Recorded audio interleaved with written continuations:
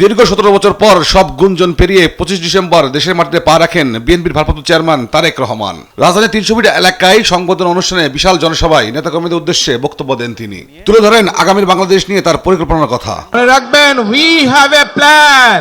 শনিবার সকালে তারেক রহমানের স্বদেশ প্রত্যাবর্তন ও আগামী রাজনীতি শীর্ষক দেশ সংলাপ অনুষ্ঠিত হয়। উপস্থিত ছিলেন বিভিন্ন রাজনৈতিক দলের নেতৃবৃন্দরা। বলেন যে আই হ্যাভ এ প্ল্যান, যেটা বললেন। শুরুতেই বিএনপির ভারপ্রাপ্ত চেয়ারম্যান তারেক রহমানের স্বদেশ ফেরা নিয়ে কথা বলেন বক্তারা। তারা বলেন 17 বছরের রাজনৈতিক প্রতিহিংসার সব থেকে বড় শিকার তারেক রহমান। তার এই প্রত্যাবর্তন ইতিহাসের অংশ হয়ে থাকবে। ডাভ সাধারণ সাবানের থেকে আলাদা। এর 1/4 ময়েশ্চারাইজিং ক্রিম আপনাকে দেয় নরম, কোমল ও উজ্জ্বল ত্বক।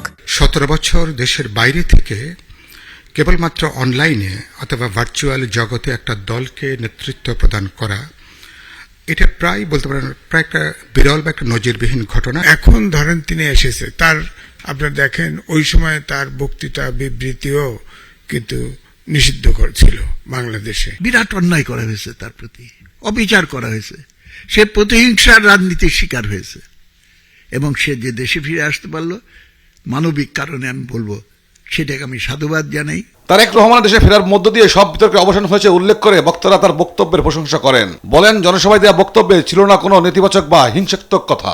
শেষ পর্যন্ত তিনি এসেছেন এবং এসে যে বক্তব্য দিয়েছেন এটা অবশ্যই আশাব্যঞ্জক।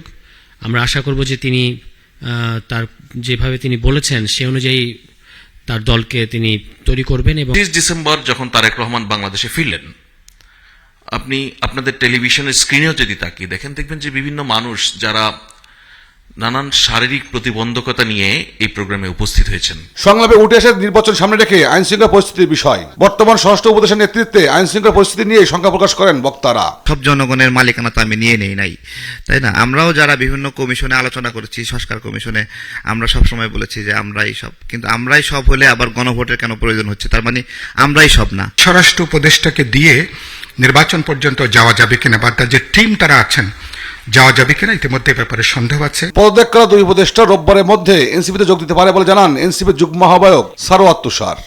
আপনি দেখতে পাচ্ছেন যে আসিফ তৌফিক মাহমুদ মুন্না, দেশ টিভি, ঢাকা। শিকার হয়েছেন, নির্যাতিত হয়েছেন।